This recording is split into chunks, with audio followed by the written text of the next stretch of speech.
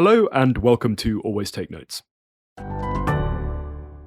We wanted to draw your attention to our crowdfunding page on Patreon. If you've been enjoying Always Take Notes, please do consider supporting us there. It helps us to keep the podcast going. If you support us on Patreon, you can get a great selection of rewards, including a shout out on the show and a selection of successful magazine pictures. If you pledge $10 a month, you also get a free 2-month trial to Otter, worth $26, alongside the other rewards. Otter offers automated transcription and live note-taking for in-person and virtual meetings. I found it to be a huge help when organising interview material. Thanks again for supporting Always Take Notes. Hello and welcome to Always Take Notes. In this episode, we spoke to the historian Orlando Figes. We spoke to Orlando about reaching a popular audience with his history books, his books The Europeans and The Whisperers, and his timely latest work, The Story of Russia. We recorded this episode before Christmas, so references to this year mean 2022. It's a great episode, and we hope you enjoy it. Orlando, it's great to have you on the show. Thank you for coming on Always Take Notes. We wanted to start off with, what's it like being a historian of Russia in 2022, this year that Russia has invaded Ukraine and there's been, such a huge set of geopolitical developments on your patch, as it were? Yeah, well, it's busy is the answer. I mean, especially since I'm launching a book, one has to be up to date with the news. So, yeah, I have to spend 2 or 3 hours a day just following the news, following Twitter feeds, Telegram channels, and all the rest of it. But yes, it's exciting. I mean, if I can speak from a selfish point of view, I mean, regardless of all the people suffering so immensely in this war, it's a rare opportunity for a historian to be, really involved in history in a way that is still, to be decided how it's going to go. And the book that I've just, launched is couldn't really be more relevant to it all, because it set out to explore exactly the sort of historical ideas and mythologies and narratives of the past that Putin has instrumentalized, weaponized for this war. So it feels urgent, I guess. It feels urgent, and I'm glad to be part of the conversation in the West about the war. So yeah, that's very fulfilling, I guess. But it's not something I would have wanted to happen, in the sense that this war is such a terrible thing to be happening, and it's so unnecessary, and so many people are suffering so badly from it. I hesitate to talk about the way in which I've gained from it as a historian, if you see what I mean.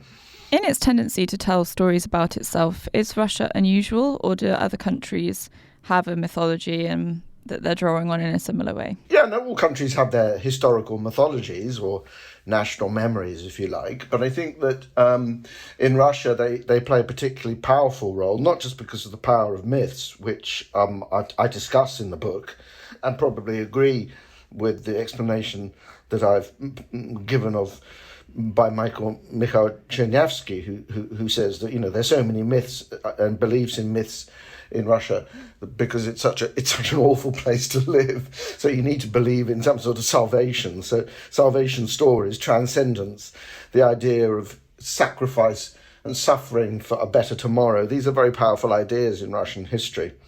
But I think that it's also, in terms of historical memory, much more ever-present and potent in Russia, precisely because Russia doesn't have this free collective memory. I mean, if you think of memory as a 3-tiered thing, I mean, there's personal memory, which is subjective, and then there's official memory, which is the state commemoration of the past, the official story. And then in most free societies, you have this large dominant area of collective memory, which is made up of books and films and all the rest of it. And in Russia, that middle sphere of collective memory has always been suppressed by the official version of events. So it plays a special role, and it does mean that in Russia, accounts of the past, myths about the past, stories about the past have always played into the hands of autocrats wanting to use the past, and this war is no exception to that. Could you tell us, perhaps for listeners who are less familiar with Russian history, some of these central myths and stories you explore in the book? I was interested particularly in the kind of fight over the idea of what the ethnic origin of the Russian people are, and then also the role of Prince Vladimir or Vladimir and his 800 concubines. Yeah, well, that's a foundation myth, which Russia sort of shares but fights over with the Ukrainians, because Russia, Belarus, and Ukraine all come from this civilization established with the state in Kiev in the first millennium, and no one really knows what Kievan Rus really was. It was probably, as far as we can tell from the archaeology, which is more or less all we have to go on, it was probably a multi-ethnic community of traders and farmers and the odd warrior elites. But both Russia and Ukraine have claimed it as the sort of state of their modern nationhood. And that's exactly where I begin the book, as you say, with the opening of this monument, the Grand Prince Vladimir, as the Russians will call him, in Moscow. Hideous sort of kitsch statue just outside the Kremlin. But the Ukrainians have their own statue of Volodymyr, as they call him, which was put up when the Russian Empire ruled over Ukraine in 1853. But that statue, since 1991 in Kiev, has become a powerful source of Ukrainians' own sort of national identity as something different from Russia. So that's one foundation myth where there's a very strong conflict, because, Putin said in his speech to mark the opening of the Moscow statue that Kiev was the foundation of the modern Russian state. And there's only one Russian state, and that's Russian. Whereas Poroshenko, who was then the president of Ukraine in 2016 when that monument was opened, he said, no. The monument is the beginnings of Ukraine's nationhood, and it was a choice Ukraine made to join Europe, to be part of Byzantium. So the foundation myth is one set of myths that plays its part in Russian history, but I think that there are many others, and if I could just focus quickly on two. I mean, one is this idea of the Holy Tsar, the sacralized power of the Tsar, sacralized because Holy Russia itself is seen in this narrative, this myth, as the place where Christ will come. That's where Christ will come. Russia or Muscovy is the third Rome in this ideology. It is the last seat of true orthodoxy after the fall of Constantinople. So this is where So Russia has a sort of messianic role, which its state and church has always assigned to it, and as the defender of Holy Rus, Holy Russia, the Tsar becomes a sort of sacred figure, and that builds into the cults of Nicholas II or Lenin and Stalin, and indeed one might say even Putin now. They're all seen as sources of sacred power in a way, backed by the church or by the ideology of the Bolsheviks in the case of Lenin and Stalin. So, which is a sort of orthodoxy in the communist system, to parallel the orthodoxy of Byzantium that underpins the sacred status of the Tsar. Then the other myth that really runs through Russian history and which is so important is this idea that Russia is always attacked. Russia doesn't start wars. It doesn't start aggressive wars, but it's big, and so it finds itself hard put to defend all its boundaries. And Ukraine in particular is a sore point, because whenever the Ukrainians try to break away from their bigger Russian brothers, in this family of Slavs, as Putin would like to have it, then they fall under the influence of Western powers. So, in that now infamous essay from July 2021, in which Putin talked about the historical unity of the Russians and Ukrainians, he argued then that that Ukraine, it's a myth, it's a complete myth in his understanding, goes back to this foundation myth that Ukraine never had a nationhood of its own. It only had a sort of artificial statehood under the Soviet Union, and its true place was to be part of Greater Russia under the tutelage, if you like, of their senior brothers in this family of nations, the Russians, and as soon as they began to break away from Russian influence and domination, I guess, they fell under the sway of Western powers using Ukraine to attack Russia. So Putin goes on about the Poles and the Swedes in the 17th century, the Germans and the Austrians in the 19th century, the Germans again in the First World War, the Allied powers in the Russian Civil War, the Nazis in the Second World War, and now again NATO since 2014, all using Ukraine and stirring Ukrainian nationalism, separatism, to weaken and undermine Russia, Greater Russia itself. So, that's a very powerful myth, and it's based on a number of factors, like Russian imperial historiography going back to the 19th century. It's a story that many people relate to because if you think about it, it's Alexander Nevsky, isn't it? We're attacked. We need a strong leader, as in Nevsky, to rally the Russian people and defend our country from being destroyed by, in that case, the Teutonic Knights who wanted to make us all into Catholics. That had tremendous resonance, that story. I mean, Alexander Nevsky was voted in, I think, 2016, the greatest Russian who ever lived. And that was probably simply on the basis that millions and millions of people had seen the Eisenstein film, Alexander Nevsky, who played precisely into that myth. And this was a film made on the eve of the Nazi invasion of the Soviet Union, that these Teutonic Knights, who were given sort of uniforms and helmets with subtly included sort of swastikas and the rest of it, were attacking Russia, and that they would destroy Russia and its orthodox beliefs, and that Nevsky rallied the Russian people to push back the enemy. This is a very powerful myth, and it's one of the reasons, I think, why so many Russians go along with Putin's version of this war as a necessary defense of Russia against foreign hostile powers.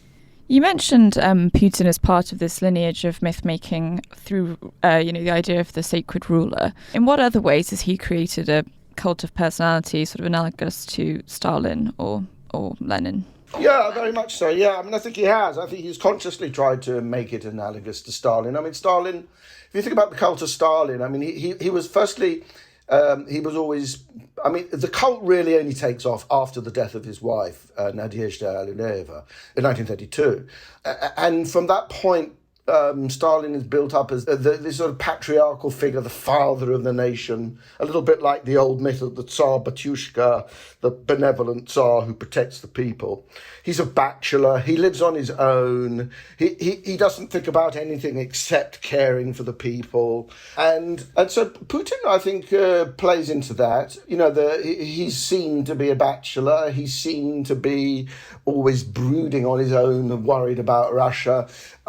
This macho stuff, the bare-chested guy. It's all a little bit like, Stalin, who liked to wear military gear the whole time, although he had very little military experience. And when he did get involved in wars in the Civil War, he usually made a mess of it. But he liked to project this macho image by wearing military uniform. So I guess Putin plays on that. And I think the other thing that Putin does, which connects him to this sort of Stalin cult, is that he's very much the autocrat above and beyond any other form of politics. So, there's no Politburo to tame him or advise him. There's no, he really is like a Tsar. I mean, I guess most historians would end, collective leadership around 1932. And after that point, Stalin does the same. It's like he's the Tsar, he's the autocrat. He's a monarch ruling a country which he believes needs a monarch, as I think Putin probably believes. And there's no, the collective control on him through the Politburo doesn't really exist anymore. So there are lots of similarities there, absolutely. Could we roll back now from the new book to your early life and the beginnings of your interest in both history and in writing? We saw elsewhere that you said you spent a lot of time alone as a child and that you were a precocious reader, but you've said in retrospect that you were too young to actually understand some of these books you were reading, and it was Zola who first got you hooked on the past. And I was also interested in the influence of your mother, the feminist scholar Eva Figes, on your development. Well, of course, my mum played a big role, and she was a highly thought of, if not very well selling novelist who, was, I guess, an inspiration in the sense that the respect one had for her, I had for her as a writer, fed then into my respect for her as a reader of my first pathetic scribblings as a teenager.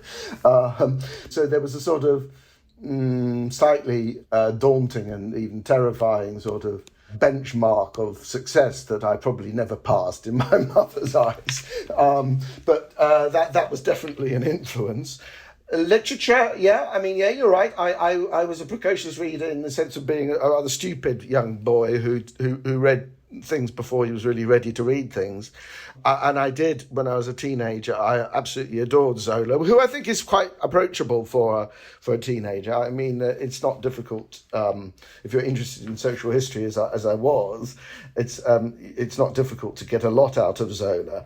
And probably isn't that much more to get out of Zola that a bright teenager can't get. But that doesn't mean that it could that sort of interest in adult literature could translate so easily into the Russian classics, which I also read when I was a teenager. So, I mean, I read War and Peace, I think, when I was about 14 or 15, but I don't think I probably understood more than a small fraction of it. Yeah, I don't know why I took to sort of literature before I probably should have done, but I don't know why that is. I mean, I think it's probably, it appealed to my historical imagination. I mean, I think I probably was already thinking historically when I was a teenager in that sense. I've always found literature the best way of getting into a period of the past. So, you asked me to think about 3 questions, and I think that would be one of them to historians, certainly, that, read. I mean, my advice to anyone wanting to write is just read. I mean, the more you read, the better you'll be as a writer. But I would certainly say to budding historians that reading the literature of the society or the period they want to get into is the best thing they can do, because it feeds the imagination. Ultimately, history writing is imaginative. So was it Tolstoy then that ignited your interest in Russia and Russian history? I don't know, because having read the Russian classics when I was a teenager, I then forgot all about Russia and went to university and was more interested at uni in German history. And I had the idea of doing a PhD. I did an undergraduate dissertation, which was published actually in the Ludwig Börner Institute Yearbook for 1984. And the title of it was Ludwig Börner and the Formation of a Radical Critique of Judaism. I thought this rather obscure young Hegelian thinker and poet, Ludwig Börner, could have had an influence on the formation of Marx's critique of Judaism in an essay he wrote in the early 1840s. And I wrote this dissertation and even trotted off to Oxford to visit the great Isaiah Berlin, who was completely sweet and kind to me and talked at me as he did to everybody for about 3 hours, and then took me to lunch. But my supervisor at that time, who was the historian Norman Stone, he said to me, Orlando, he was a Glaswegian Norman, so Orlando, if you got trouble with your girlfriend or you've got a hangover, you don't want to go into the library every day and have to read Hegel. Why don't you do something empirical? And then suggested Russian peasants, and that's how I got into the subject. Because that's a much more cheering subject than Hegel? Well, I do remember. Well, you can count peasants. I mean, I get Norman's point. I think for a young person to do an empirical subject is much more sensible than dealing in ideas, which it's really an old man's subject or old woman's subject, I would think, really. Could you tell us, sorry to interrupt, could you tell us about, this stint that you had as a graduate student in Moscow in the 80s? I was reading about this cockroach-infested room, being spied on, endless hassles. That move from being in a British university context to being, immersed in a foreign country, in a foreign culture as a researcher. Yeah, no, I loved it. I mean, it was a bit hair-raising at times, but yeah, no, I loved it. I mean, it was fascinating and exciting and slightly dangerous. But yes, we were sent off to Moscow through the British Council, which had an exchange with the Russian Academy of Sciences, I think. I think basically we sent them historians and people like me and, people doing all sorts of stuff that could benefit from a year in Moscow, and they sent spies. During that year, I suppose I got myself, it became 3 years, I got myself established, really. I mean, the archives were just beginning to open up in my second year, and I had good connections with historians and archivists who sort of helped me a little bit. And I had a good circle of intelligentsia friends who also helped me. So it was all very exciting. Yeah, I mean, it was, it taught me a lot of things about historical research, which I would, again, still always make sure to tell I always make sure to tell PhD students, not that I have anymore, I'm now retired, but I would always tell them that the most important person in their lives is the archivist. So they have to make a very big effort to get on with the archivist. Which means everything from showing that you're working hard and very serious about your subject to being knowledgeable about how the archive works and asking them questions that can open doors. And yeah, a little bit of flirtation always helped, given that most archivists all archivists in Moscow were young women who, might have been trained by the party and might have been KGB members. But it's pretty boring being an archivist when you sit in a reading room all day. So if some weird, Englishman comes along and takes a great interest in it, it helps. All of these personal things help. So yeah, the tools of the trade, I guess, I learned in Moscow, yeah. And I think they've stood me in good stead, really. I think that too many historians probably take archival findings and archivists for granted. They think that they just go in there and get what they need and come out. And it's not like that. Archives are organised for archivists. They're not organised for historians. So there's quite a lot of, things to learn in terms of methodology, in terms of how you sequence your research. There's quite a lot of things to be learned before I would let a PhD student onto the archives. Am I right in thinking as well that traded cigarettes was quite important in winning over archivists at that point? It was, yes, it was. We were as foreigners, we were put into a special room under the guard of the KGB, effectively, with the head of a reading room being a KGB person. And we had no contact with the Soviets, who were in sort of the rest of this corpus of buildings with their own cafeteria, which we weren't allowed to use. But there was, this one flaw in the system, which was that in that part of the building, there was only one male toilet, and that's where you went to smoke. And I did smoke, so I started, offering my Marlboro cigarettes and chatting with archivists and historians, and managed to find one who became a good friend and who provided me with the numbers I needed.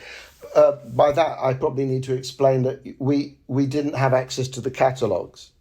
So, can you imagine trying to work in an archive or a library without knowing what's in it? Well, that's what we had to do. The only way of getting documents was by citing the footnotes of historians who'd been published in the Soviet Union.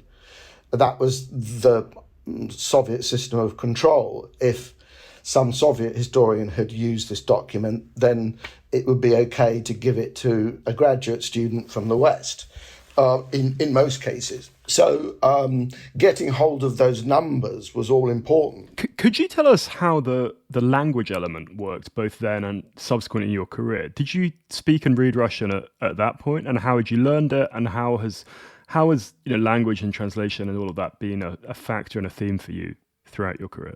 Well, obviously very much. I mean, you can't be I would say you can't really be a historian of anything unless you speak 2 or 3 languages. Because apart from anything, you need to read different historiographies. You can't just read the English language historiography. But it's obviously also important, just coming back to the practicalities of doing archival research. I wouldn't let onto archive work a British graduate student who didn't already have very good Russian, because without that, they won't be taken seriously. So I didn't have Russian to begin with. I had French and German were my languages, but I got a grant when I went to Trinity College with Norman Stone, the guy who told me not to do Hegel.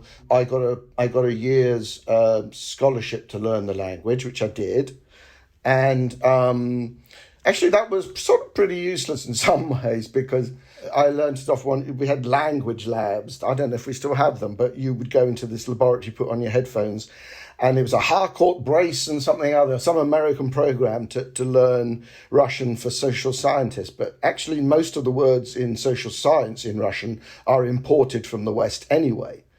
So you can learn very quickly, and that gave me a full sense of security. So I remember the first time I went to the Soviet Union was Kiev in 1983, and I went to have lunch with a friend of someone I had known who was a philosopher, and I could speak perfectly good language with him. About Hegel, actually, this comes to it. But when I was asked if I would like another sausage, or if I would like some more vegetable, I was sort of lost, because I didn't have all those standard words you learn for, various forms of tree and stuff. When you learn a language in order to read the literature and become a translator. I didn't really have that language. I picked it up later, because when I then went back to Moscow in 1984 for the 3 years of graduate work there, I had the time of my life, and I had lots of Russian girlfriends, and one in particular, taught me to learn my Russian. So that frankly, that's the best way to learn a language, is to get yourself a romantic partner who'll speak it to you all day. How has your work, and by extension the work of other British historians who write about Russia, been received within Russia itself? Has that changed over, I'm thinking particularly the darkening mood in the 21st century? It's hard to say, because only one of my books has been translated into Russian, which is the Crimean War book. There was a whole saga over the Whisperers, whether that was going to be published or not, and all sorts of stories have been told about that, but it didn't get published in the end. And A People's Tragedy was meant to be published into Russian, but and I got a translation grant from the UK for it. But in those days, in the late 90s, Russia was such a sort of wild place that the publisher ran off with the with the translation money and was never seen again. So it's hard to say, really. I think I'm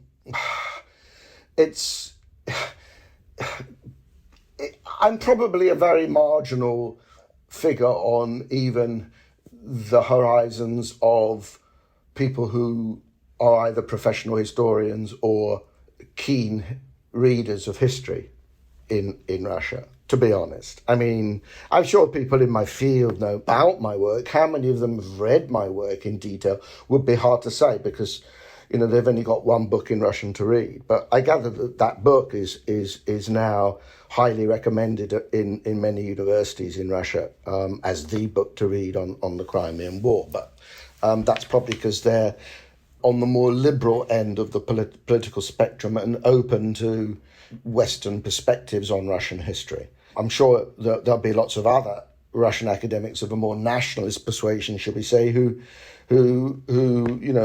would probably have never heard of me, but if they could read the book, would probably dismiss it as anti-Russian or something. You've both had an academic career and written books that have reached a wide general readership. How has it been kind of walking the boundary between those two worlds? From other historians we've had on, we've heard that it can be quite difficult, and there can be issues of one side attacking the credibility of the other, and the other side envious of the sales and the prominence of those figures. How has having a foot in both of those camps worked for you? It's been difficult. It's difficult. I mean, especially since, I was only 36 when A People's Tragedy was published, and that won prizes all around the world and went into endless languages and sold huge numbers of copies. And it was my second book, and I was only 36. And why not? I'm retired now. I don't really care. I remember, for example, shortly after the book came out, I gifted it to Quentin Skinner, who was, I don't know why, he was a powerful figure in the history faculty, and I guess if I'm honest about it, wanted to be promoted. I never was promoted in the history faculty at Cambridge, which is why I left. Well, one of the reasons why I left. But Quentin, I went to a party at his house, and Quentin had A People's Tragedy on the coffee table, and he said to me in that way that only Quentin says, "Well, that is terribly well written," he said, which in his language means it's stylistically well written, but I can't vouchsafe for any of the scholarship in it. And even though my works have been, always, I think, scholarly, they've always been based on primary research, apart from Story of Russia, which is, based on secondary works, just different sort of book. There's always been that slightly snobby academic view of books that manage to reach a wider audience, that because they can do that, they must be less than rigorous in their scholarship. They must be less than serious in their content. And so I've had a lot of flack from that, and I found it difficult at times. It made me feel quite insecure about what I was doing. I mean, I see you've now got a question. Tell us a time when you failed in your writing career and what you learned from it. I mean, okay, hand on heart confession time. I mean, I got myself into deep shit in 2010 when I was outed for writing some anonymous book reviews on Amazon, and I made a complete cock up of it. But I think and I got probably deservedly badly punished and penalised for the rest of my academic career by academics. But I mean, if I look back on it, it came out of a sense of insecurity. I was effectively, in terms of the books that I didn't like, because I wrote lots of reviews of books I did like, but no one paid any attention to those. But the books that I didn't like and wrote reviews on pseudonymously, which, it's not illegal, but I mean, okay, I shouldn't have done it, were people who made me feel particularly insecure. So, so I've learned a lot from that. I mean, I think I recognise now that I suffered badly from depression for a long time. So I worked on myself. I've had some medical help, and I've taken medication since, and I think I'm in a much better place as a result. And I think that I don't feel the insecurity anymore vis-a-vis academics, and certainly not since retiring. I don't feel that. I feel I can stand on my own feet and tell them to fuck off if I want. Oh, there you are. I swore. In as much as you can sort of deduce a motive or a reason for the writing of those reviews, what do you think it was beyond a sense of perhaps justice? I don't know. It was just depression. And I didn't think anyone was going to read these things. I mean, they're in a pretty obscure place.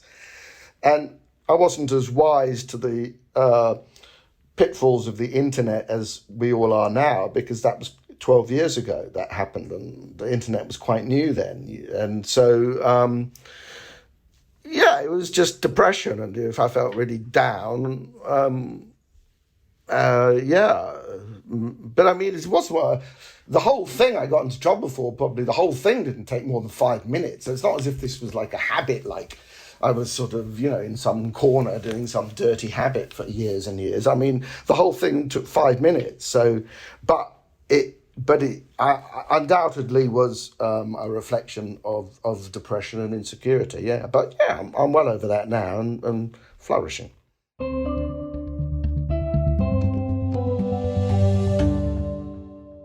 Hello, it's Artemis, the producer of Always Take Notes. I hope you're enjoying Simon and Rachel's conversation with the historian Orlando Figes. It's time for the next instalment of our segment where we share bonus material from previous guests of the show. So this week we're going to hear from another historian, Antonia Fraser, and she's going to tell us about a time in her career she failed. I failed in my writing career when I was commissioned to do a life of Queen Elizabeth I. This was after Mary Queen of Scots. I was paid a lot of money for those times, and I wanted to do it. And I did a lot of work, and I started to write, and I just thought, no, it's not special. I'm not really, I'm not in love. I'm not giving something special to the subject. I failed, and the best thing to say is I'd failed, and then I had to pay back the money. Boo-hoo. That was Antonia Fraser, and if you were interested in what Antonia had to say, you can listen to our full episode with her via our website, which is www.alwaystakenotes.com. Now back to Simon and Rachel's conversation with Orlando Figes.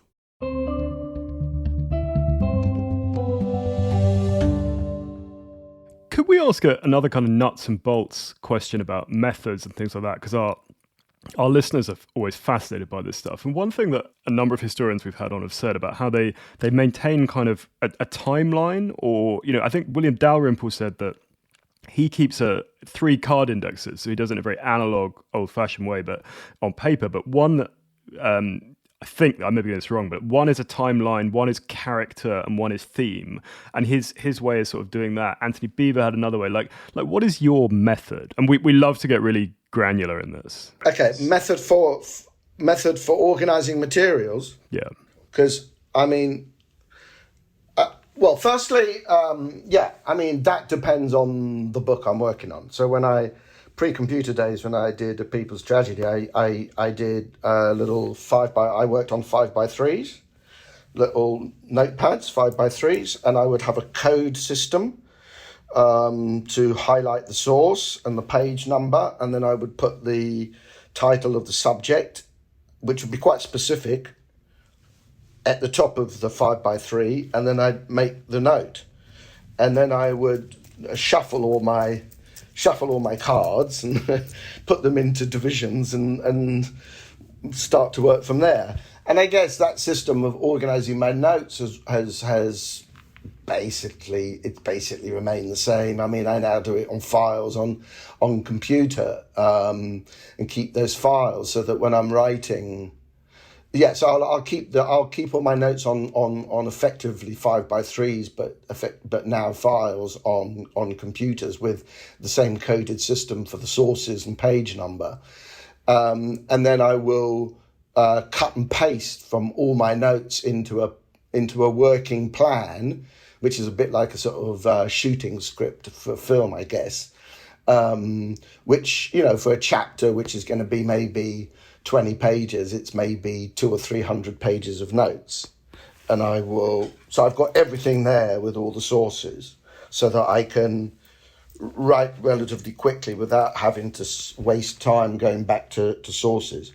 But over and above that, maybe this is what your question was about, I've always kept a diary of my research. So if I'm working on a subject, especially if I'm in the early period of working on a subject, when I want to think through things and develop hypotheses or just lines of inquiry that I want to follow through with at a later point, or if I'm dealing with character or something, or some conundrum which, I don't feel I understand yet fully, I keep a diary, literally chronological diary, which now again is on the computer. It's just a file. And when I have an idea, I write it down. And that's one of the things that I've really enjoyed most about retiring, actually, because something my mother said to me many years ago. She said of herself, I write in the morning, and then the rest of the day I've got for thinking. And that thinking time is really important, whether you're writing or not. I mean, I will do some work, whether it's writing or reading, and then I live in Italy now, mostly. I'll go for a nice walk, and I'll come back. I'll sort of take the rest of the day off, probably doing pleasurable things, but I will be thinking. I will be thinking about what I've read that morning. So, and then I might open my laptop and put some ideas down in my diary. So that's how it works. Yeah, that's how it works for me. When you're in academia, you don't have that sort of time, because once you've finished your own work, if I was at Birkbeck where teaching began at 6 p.m, I would, if I had prepared my teaching, I would work until 4, but then I'd have to reacquaint myself with the teaching stuff, work out how I'm going to teach class and go into class, right? So you don't really ever have time for that sort of open-ended time of thinking, which is so valuable. Of course, it depends on the book, but I wondered how long, you spent on each, on average, how long you would spend on a book and how that time would be divided between research and planning and then the actual writing. Oh, wow. Hard to answer that sort of question. I mean, each book takes a different amount of time, I guess. And so if I think of the Europeans, which was my last sort of properly, archivally researched book, I mean, I worked for a long time, and it may probably because I just enjoyed working on it so much. I tried to string it out for as long as possible. But I was working on that for several years before the shape of the book came into being. I mean, the Russians have this term, the zamysel, the concept, if you like. And I think that's the first thing that has to come to you for a book. You can't, if you go into the stage of actually planning and writing a book before you got the zamysel, it's not going to be a good book. It's not going to work. You have to have this original sense of, well, what is this book saying? What is the concept behind this book? And what that will then determine the shape. So you want to get to that point. And then, of course, once you got to that point, then there's a lot more work to do in terms of the research, because the zamysel will give you all sorts of other questions you need to think about. So it's hard to answer your question there. I mean, there's no format, really. I don't write books. I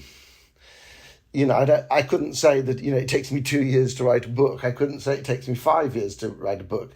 All I could say is, my first book was published in 1989, so that's 43 years ago. So I've written 10 books in 43 years. So maybe that... 33, I think. 33, not 43. 1889. Oh, yes, thank you. 33. So that's 10 books in 33 years. So that probably answers your question. It very much does.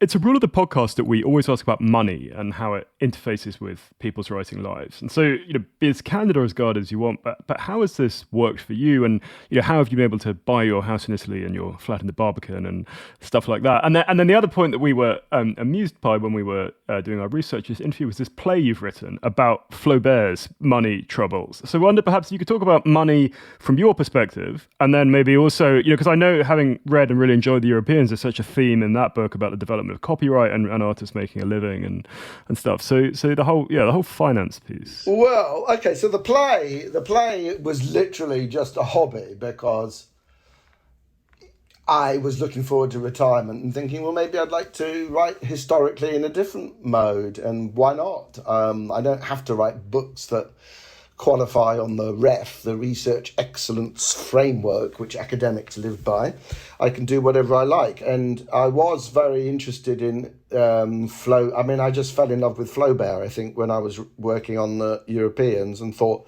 that I could do a book about his friendship with Turgenev. But then the more I thought about it, I discovered this. The play is about Flaubert's final years and the crisis he undergoes, financial crisis mainly, as a result of his beloved niece's husband's debts. And he feels guilty for that because he sort of married her off to this boring businessman, a bit like Bovary. But he also has a sort of artistic crisis because he's working on a novel he knows it's no good, but he can't do anything else, and he won't write more popular stuff.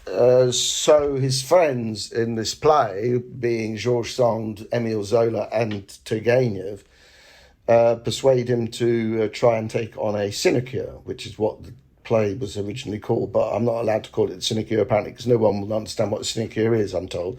So it's called the oyster problem instead. And so, it was purely a hobby, really, and I've really enjoyed it. And I think I might do more plays if this one is even remotely successful. But the money theme in that is sort of coincidental, although you're right. The money is the thing that really interests me in the European. So maybe subconsciously I was drawn to that subject because it was, money played such a big part of it. In terms of my own life, I was always lucky in having an academic job. So that paid the mortgage, and I have a wife who also works. So we got by, and the academic salary was never great, but I mean it was enough. And then my books, they've earned a considerable amount of money, I guess, over the years. I mean, I've got 25 years of, how many did we say it was? 20 something, a lot of years of backlist. Backlists do, I'm in a lot of languages, so my backlists do regularly clock up nice amounts of money. And so, that enabled me to retire and indulge myself by writing a play, I guess. I'm a very lucky person. But I don't have, I am a lucky person, and I have 3 houses for a ridiculous situation, but there you go. And otherwise I don't really have expensive habits, so I'm in bliss when I'm just on my own working in a library. So that's I don't gallivant around the world in private jets and things. So, and I don't particularly like expensive restaurants either. So it's money's not important to me, but I've got enough. Thank you very much. You alluded to this earlier in the interview, but I wanted to ask what the impact of your work had been on your mental health. You've spoken in the past about The Whisperers in particular, taking its toll. Why is it that book moved you, or working on that book moved you in a particular way? Well, when you're dealing with as much primary material about the horrors of the Stalin era as I was, that will take its toll. Undoubtedly, that will take its toll. And the sense of responsibility in telling those stories to the best of my abilities. I mean, I realise for 1 or 2 people I didn't get it quite right, but to do it to the best of your abilities quickly, because it had to be done quickly, is quite a burden, which creates quite a lot of stress, I guess. I think my mental health issues, as we can call them, that are more to do with my position in academia, or lack of any position in academia, which bothered me for a long time. It doesn't bother me anymore, but it did. Than with the work. I mean, I've always found great solace in my work. I've always, enjoyed my work. There's a lot of joy to be had in writing and in discovering new archival documents, after all. I mean, that's a very joyous thing. So I don't think the depression comes from the work. I think probably, writing full stop, but academic work in particular probably is quite isolating. For that reason, I wouldn't recommend it to anybody lightheartedly. I think academic life is fairly miserable in many ways, particularly now with the profession so diminished as it is, and it's basically a market system to get bums on seats and pass them whatever they write now. It seems they've got to be passed because it's all about collecting fees. So all of that shit just doesn't interest me anymore, I guess. But the process of researching is quite isolating. I was wondering again. Sorry to interrupt. But I mean, I hugely enjoyed the Europeans, and I found, I think what was very profound about it was its study of character, right, and particularly between Turgenev and Viardot, and this idea of motivation and what was driving and getting at these people. And I suppose wanted to maybe turn that historical, that extraordinary analysis you've brought on these people who lived another century, bringing them back to yourself. I mean, do you feel in the dozen years or so since you had this kind of difficult experience with Amazon, have you, and the work that you've done on yourself since then, I just wondered, do you think has sort of envy, has that been the thing that you've been wrestling with, do you think, over that time? And if so, how have you got beyond it? And I'm really interested that you feel that the thing that you felt insecure about was your position within an academic pantheon, not, you that was where you wanted to be. Because we've had these other historians on the show who have no, a Beaver or a Hastings or someone like that who sell in vast quantities but have no academic post. But for you, was that the thing that was gnawing at you, that you weren't a professor at Harvard or something like that? Or what, if you're willing to go into this area, it just seems, you've been very reflective about it so far. So, sorry, what was your original question though? Or what has been the thing that you've, on this journey that you've been on, do you feel that you've been able to kind of deal with that point about being envious or insecure? Or No, and I think as a young man I dealt with it very badly. I mean, when you have a book like A People's Tragedy at the age of 36, that's really a curse in academia, in British academia. That's really a curse. People hated me and were envious of me. But the way they dealt with that, or with me, was just to put me down the whole time.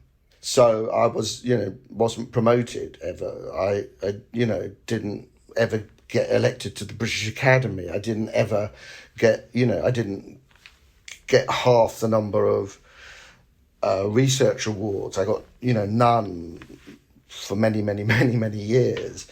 So it was just this sense of, I probably wanted some recognition from the Academy that my work was rigorous, as they say, that it was based on scholarship and it wasn't just pot boiling for a bestseller list, which is how they presented it.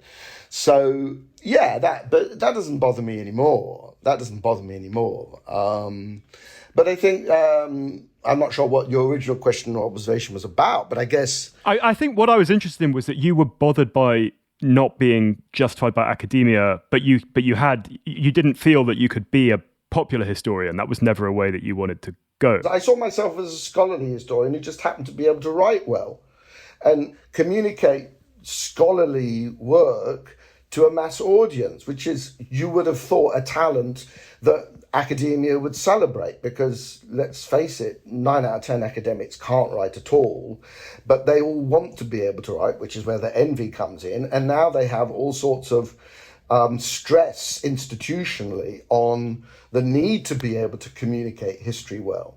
And that's benefited from, publishers like Simon Winder at Penguin, who have created this large list now of historians who are basically academics but can bridge to a more general audience. So, I guess I saw it that way, and I guess I don't see history as having to be academic in its mode of writing. I don't see that. I think understanding character, the use of the imagination, the storytelling, the creation of atmosphere, the understanding of time and place, all of them effectively you could write off as novelistic skills.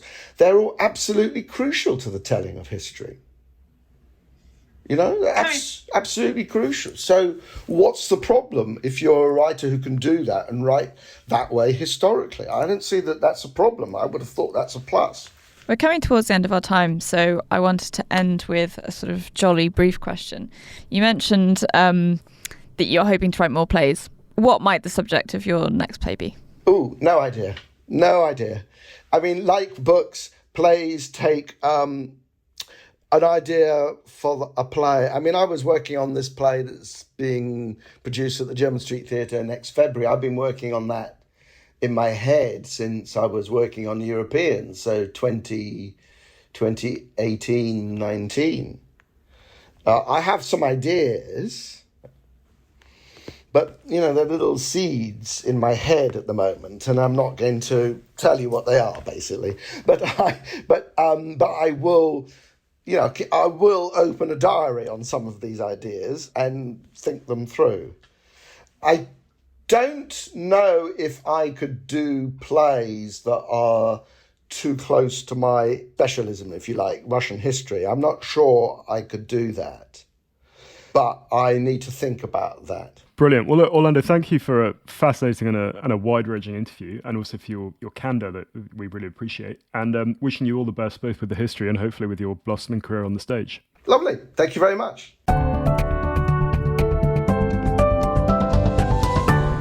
That was the Always Take Notes interview with Orlando Figes. He's on Twitter at Orlando Figes. His website is orlandofiges.com, and his latest book, The Story of Russia, is published by Bloomsbury. Hello, it's us again. Rachel, what was your takeaway with the interview with Orlando? I thought Orlando spoke with particular candour about his work, its reception, the struggles he's had balancing his work with his mental health.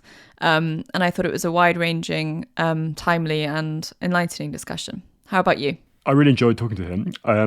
I was thinking we've had a kind of amazing canon of historians on the show now, and it was excellent to add him to it. I also thought it was part of another continuing theme that we have on the podcast, which is about this relationship between writing with a capital W and academia. And that's come up in other contexts with literary critics we've had on, like Robert Douglas Fairhurst and Merva Emre, but this was a little bit different. As someone who writes, I suppose, quite consciously literary history, how he was perceived in academia and some of those conflicts and tensions that he I thought spoke about very interestingly. So yeah, I thought, you know, he was thoughtful, as you said, about some of the personal challenges that he'd been through. What have you been up to, Simon, in the past couple of weeks? Well, excitingly, I have recently had a sort of meta podcast experience because I appeared on an episode of Travels Through Time, which is a podcast that is hosted by Artemis Irvin, who is our producer here on Always Take Notes.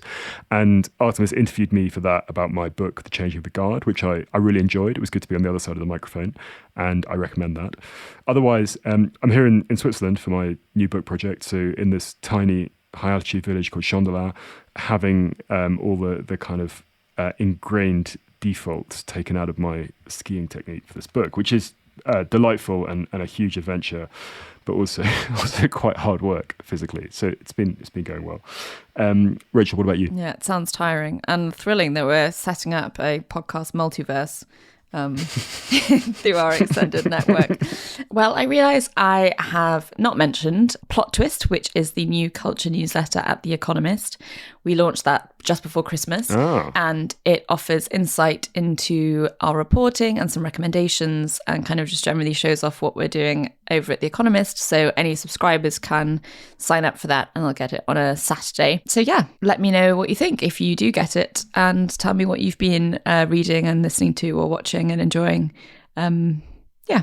Anyway, this has been Always Take Notes, hosted by me, Simon Acomb. And me, Rachel Lloyd. Our producer and social media editor, and in this case also interviewer of one of the hosts, is Artemis Irvin. Our score is by Jess Danheiser, and our graphic design is by James Edgar. If you'd like to follow us on social media, we're on Twitter at Take Notes Always. We're on Instagram at Always Take Notes.